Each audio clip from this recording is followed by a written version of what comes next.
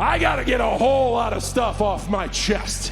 I hate this idea of you, this idea that you're the best in the world. You're not. I'm the greatest of all time. Hold on, someone's cooking here. You're the best bullshitter in the world. Hey, I'm breaking the fourth wall. Ha ha! Cena says he's jealous of Punk, jealous that he's conned these people into thinking that he is the best in the world. He says, you change your values as much as I change my t-shirts. You're just a loudmouth opportunist who will step on the necks of people who actually work hard if it gets you ahead. Hey, Claudio Castagnoli. Hey, Nic Nemeth. Hey, Matt Cardona. How you guys doing? Zack Ryder is dead, Matt Cardona is alive. Also, Cardona responded on Twitter by saying, hey John Cena. Good thing Zack Ryder's dead, because remember when Cena took his girl and stuck his tongue down her throat? You just regurgitated the same 5 microphone moves of doom. You're no longer the voice of the voiceless, you're a friggin' millionaire. I don't want to admit it, but my idol was bodied here. You're not Punk, you're a capitalist. And you're not against TKO, dude. You are Mr. TKO. Day in, day out, no days off for 25 years. I have been the greatest of all time! You know how every now and again in this heel run we see a glimpse of Cena saying, maybe I'm bugging? Well, his facial expression as they chanted his name is where we saw that again. Cena says you were the best in the world for 7 minutes 14 years ago. And if you still believe you're the best in the world, then maybe it's a small world after all. Cena says the mood is finally starting to change. The best in the world get a good shot against the greatest of all time! He finally nailed it, man. You add an extra dimension into this heel turn, and what do you know? He's finally giving us everything it should have been this whole time. And shout out to CM Punk for constantly bringing the best out of John as always. And after all that, it feels a little anticlimactic to talk about everything else that happened on SmackDown, but alas, there was a show before this. Before the Pipebomb, we had R-Truth against John Cena in their match, which was going well until Cena said, I'ma head out. I'ma get myself disqualified. Truth is here to get respect. Oh, and he hits him with the title. Damn it. Oh. Then Punk and Cena would start fighting until we once again saw Cena blow somebody. Oh, right back to it. How many times have we seen that? And weaponized right through the table. To open SmackDown this week, LA Knight called out Seth Rollins just to be interrupted by Paul Heyman. Heyman says he's actually the biggest LA Knight fan in WWE. Then he says this. And I've been waiting a long time to say this. Yeah! Oh, it's as if every week now they say, Deonte, here's another sound effect for you. Yeah! Yeah! Heyman says it would be best advised if you got the hell out of Grand Rapids per Seth Rollins' request. Knight says Heyman is a leech and a scammer who attaches himself to top stars. You suck them dry and you move on to the next. Don't look at me, I'm not saying the name. Knight says you're out here talking tough, and if Seth doesn't want to fight, then clearly, Heyman, you want to wrestle. So I'm going to give you the first shot, I'll turn my back. Then Heyman gets out of dodge. Heyman says, when I said something bad was going to happen to you by the end of the night, that wasn't a prediction, that was a spoiler. Oh, Knight's got a steel chair. Knight's on the attack. Take your eye off the megastar for a second. Then backstage, Bronson Reed finds out he's getting LA Knight tonight. Patience is not a virtue. It's a strategy. I gotta say, delusionally, I'm thinking slowly LA Knight is working his way into the main event scene here. I don't know. Maybe he goads Rollins into putting the briefcase on the line one of these times and he wins it. Yeah, no, I heard the delusion that time. Meanwhile, in the semi-finals of Queen of the Ring, Bliss versus Asuka was cooking. In Asuka's game after that layoff, it's about to be exposed. Big knee from Bliss. Presents itself. Striking attack from Asuka. Then as Alexa thinks about Twisted Bliss, she tries to get one step ahead of Asuka and gets caught in a submission. Bliss rolls through into a pinfall for a 2 count. And there's no let up now from Asuka. There isn't indeed. In the end, Alexa goes for Twisted Bliss, which is countered by the knees as Asuka hits an Empress Impact for the win. Go, she didn't go for it. There it is. Oh! And there it is.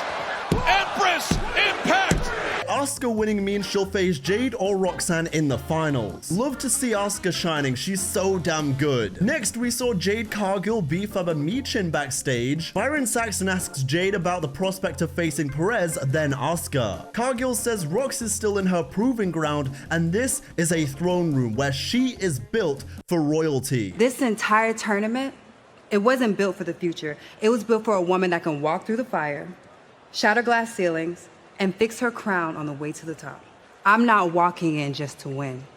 I'm walking in to reign. I don't know about you, but I'm ready to see Jade be crowned. That's excellence personified right there. Next, Chelsea Green and the Secret Hervis are talking to Alexa Bliss. Green says she should have been building her parliament by now. Then Charlotte interrupts and says if your goon tapped out 3 seconds faster, then she'd still be in Queen of the Ring. Charlotte says I'm gonna have the match made official to face Chelsea tonight. I don't need your help. That's cute. I wasn't here to help you. They're building something with Bliss and Flair right now. It'll be interesting to see where it all goes. Although, given what happens later in the show, I feel like they're gonna go down the win the tag titles route and then split up and have a feud kind of route. Then, we think we're getting Kit Wilson against Aleister Black, but... R-Truth is attacking Kit Wilson. What the hell did Kit Wilson ever do wrong? R-Truth says, Cena, get out here right now, but Jamie Noble manages to calm him down as he walks to the back. Then as Jamie continues to calm him down, we see Aleister Black asking Truth why he got involved in his match. Nothing personal. It had nothing to do with you. Look, man, he's going through a lot. Let me talk to him. Priest says you're supposed to be the Truth of old, but tonight, go handle your business. Go out there and handle your business with Cena tonight, and then me and you will go downtown and celebrate. All right. Do your thing. Also interesting because I thought they were gonna just call him Ron Killings from now on, and then when he came out, he was still R-Truth graphic, R-Truth nameplate, he's still Truth. So, I don't know what happened to Ron Killings. Back in the ring, Cody Rhodes is interrupted by Jey Uso. He says it's not personal, Luce, but I'ma handle my business in the semis. Then Zayn comes out and says, you both finished your stories, now it's time to finish mine. Orton says, again, Cody, love you, dude, but I'ma do what I gotta do if it comes down to me and you. Then he says this to Jay. Nothing but love, dude, but if you're standing across the ring from me at SummerSlam, it's not gonna be 4 letters, 1 word, it's gonna be 3 letters, in 1 move. Orton says, no doubt everybody in the world knows you'll be world champion someday, Sammy, but that ain't SummerSlam. This match was back and forth between these two. Zayn follows him up looking for the haluva, and Orton just gets away. Leg hung up there for an extra moment. RKO attempt. No. Both under. Zayn, could he do it? Then Orton almost catches Zayn and counters the following haluva kick attempt with an RKO. This off. Denied. Failed attempt. RKO. Oh, but he does so this time. 3 letters of glory.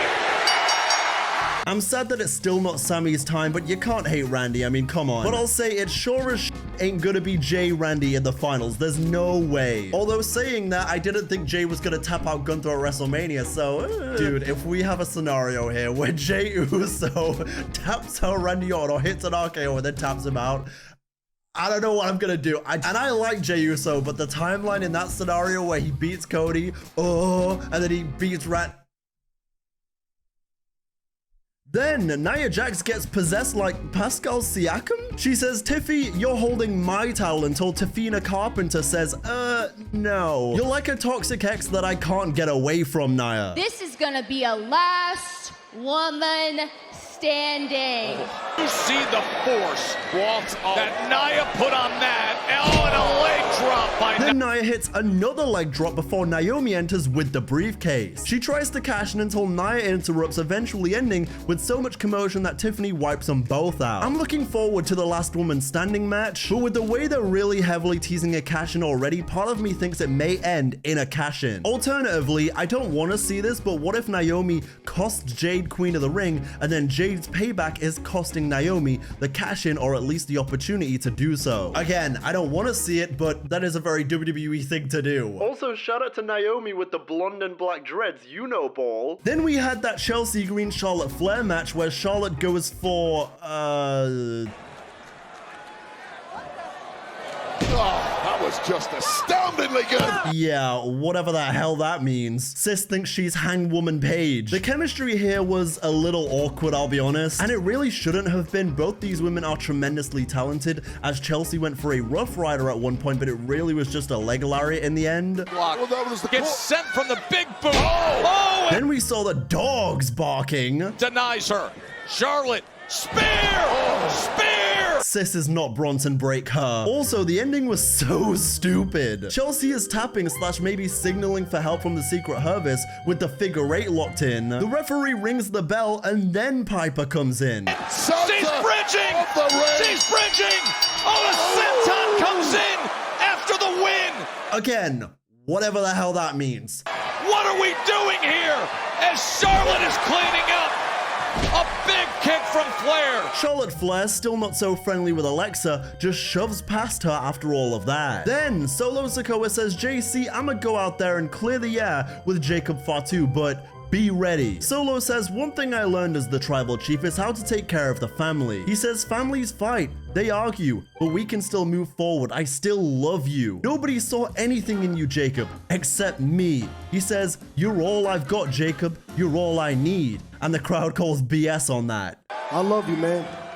And listen, to be honest, I don't have anybody else. Jacob continues by saying this. You've been using me to gain power. You've been using me to fight your battles. You even been using me just so you could stay tribal chief. He says, ever since I won this title, you've been acting different. Maybe the problem is this US title, so why don't you go ahead and fight me for it? All gas, no brakes with it.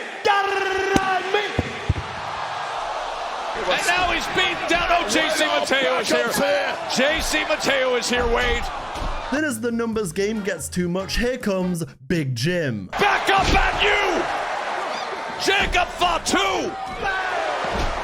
Lays out Solo! Shout out to Jacob Fatu, man. He's really bringing the best out of Solo right now, and vice versa. Then, LA Knight versus Braun Breaker ends in disqualification because bark bark.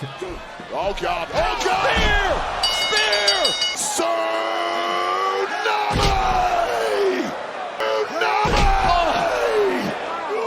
It was a little frustrating having all the interruptions in this match, but at the same time, I love to see Braun and Braun getting some shine on their own without Seth. Then, backstage, Jacob Fatu is fired up. Next week, Saturday, me and you, Solo, now the champions, one-on-one, Ibano, I'm about to dog walk your ass.